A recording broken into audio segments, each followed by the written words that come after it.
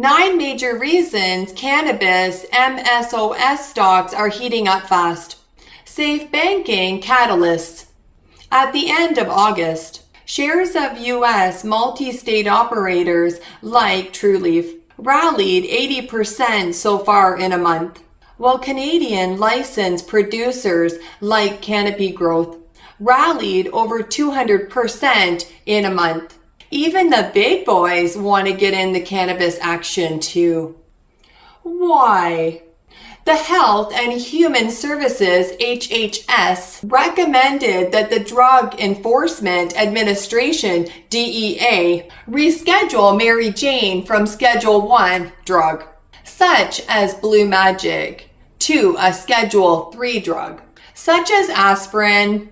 Today I have listed 9 major catalysts. Why legislative reform could be so impactful for cannabis businesses. I will explain it all right after this. How you like that? How you like that?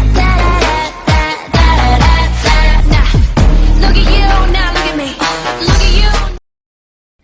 Welcome back to the Audacious Money Witch channel, where we talk about macroeconomy, stocks, bonds, and commodity markets. If you like any of these topics, you are intelligent. That's why you're here, and you know what to do, and push my button if you like what you see in today's video. Because you're already a success, it is done when you join the Audacious Money Witch Club. This video is brought to you by my website. If you're a good boy, go to audaciousmoneywitch.square.site to add more meaning into your life. If you play your cards right and completely submit like my good boys do, then I will take you under my wing. Author of best-selling books, Goddess Cheryl.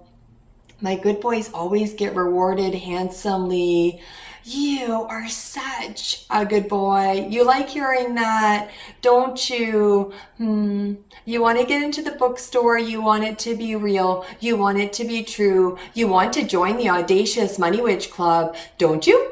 Federal action on Mary Jane regulations has stirred cannabis investors, bringing newfound excitement to an industry that for years has been focused on hype, that it may finally be ready for prime time. As the industry waits for the DEA's response, there are 9 major catalysts motivating investors that their public investments are finally going to pay off, including number 1, 280E taxation elimination. The 280E tax is very onerous, requiring cannabis businesses to pay significantly higher taxes than a traditional business. In fact, even cannabis businesses with negative incomes after all expenses are required to pay an income tax. Number 2, growth opportunities. The rescheduling of Mary Jane could open up new opportunities for growth for cannabis companies. For example, companies could expand into new markets and develop new products and services. This could lead to increased M&A activity as companies look to acquire other businesses to expand their reach or product offerings. Number 3, listing on major stock exchanges. Currently, most publicly traded cannabis companies are listed on the Canadian Securities Exchange, CSE. The CSE is a smaller and less liquid exchange than the major US exchanges, such as the New York Stock Exchange, NYSE, and the NASDAQ. Rescheduling could increase plant-touching cannabis companies to list their shares on major US exchanges, increasing access to a wider pool of investors and make it easier for them to raise capital. Number 4, stock custody.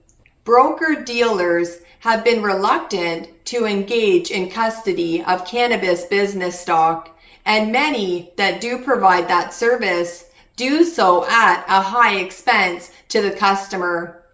Greater acceptance at the investment banking level will create additional analyst coverage, further educating and normalizing the cannabis industry. Number 5, investor acceptance and confidence. This potential acceptance by public markets remains the greatest impact on stock performance, equating to investor comfort and certainty.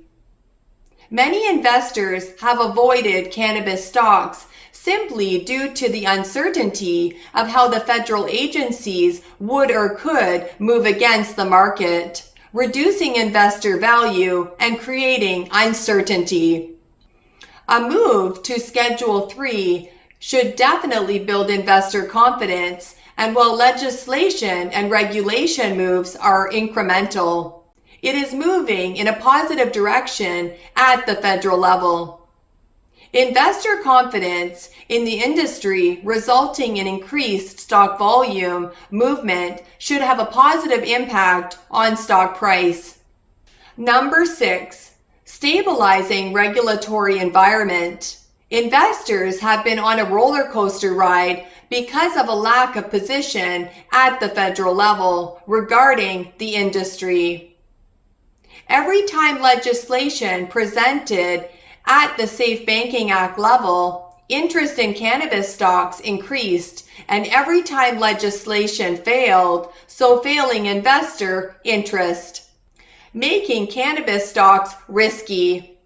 This solid position of moving to a Schedule III should allow for investors to truly evaluate the attractiveness of a cannabis stock based upon corporate performance versus regulatory uncertainty. Again, a positive impact on cannabis stock. Number 7, increase profitability. Cannabis companies would realize the benefit of taking normal business deductions. Removal of this ominous 280E burden will increase corporate profits, and increased profits should promote corporate growth, equating to greater shareholder value and presumably a positive impact on stock price. Number 8, additional rescheduling or descheduling. A positive move forward like rescheduling could indicate future incremental moves at the federal level. Schedule III drugs are considered medicinal under proper medical supervision. This does not necessarily address to the recreational use of Mary Jane, and that is a reality for the cannabis industry. Scheduled drugs aren't considered recreational at any level. If the industry is going to be fully accepted and treated as alcohol, complete descheduling is required due to the recreational factor.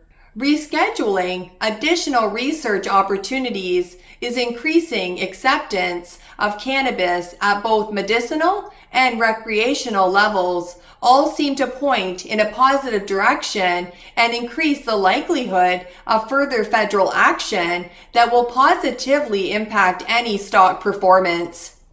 Number 9, Robert F. Kennedy Jr., a 2024 presidential candidate, is calling for federally legalizing Mary Jane, opening up banking services for the industry, and using cannabis tax revenue to fund drug treatment and rehabilitation centers. Kennedy, who is running as a Democrat, took a question from a Republican caller who asked him to lay out his position on cannabis policy. The son of former Attorney General Robert Kennedy and nephew of President John F. Kennedy, reiterated that he wants to make federal legalization, coupled with strategic use of tax revenue. It's part of my campaign and part of my presidency, as he believes in personal freedoms and considers the current policy of criminalizing and incarcerating people over drugs to be untenable.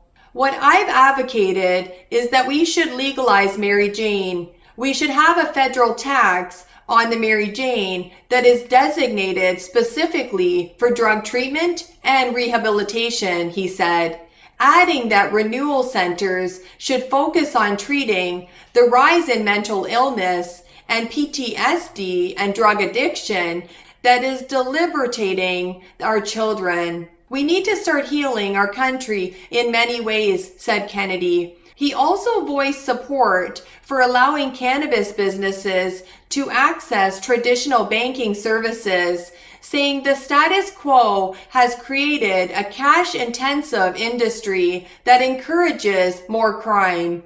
After Florida Governor Ron DeSantis said in June that he would not move to decriminalize cannabis if he were elected to the White House, drawing criticism from both sides, Kennedy contrasted them with his own calling. As an illustration of the tangible effects of the existing regulations, Kim Rivers, CEO of Trulieve Cannabis Corp., ticker symbol TCNNF, revealed the company's substantial financial outlay, spending over $220 million in taxes related to 280E in just 2 years. Rivers stressed how cannabis businesses have obliged to operate with cash only due to federal prohibition and associated tax implications. We have to run our businesses incredibly efficiently because of the cash implications, really primarily due to the fact that we have this heavy tax burden, she said. However, Rivers said she does not see this move as the end goal, but rather stressed the need for Congress to also push forward with the Safe Banking Act, which currently sits with the Senate Banking Committee. We think this is helpful in that it signals to Congress, hey, there's medical evidence here. Legitimizing businesses and normalizing cannabis banking would have a snowball effect, Rivers said, propelling states toward further legalization. And we think that this momentum is really key. And again, very excited to be at the forefront as we turn the page on prohibition. It's been a long time coming, and we're due. You are such a good boy for watching my video right till the end.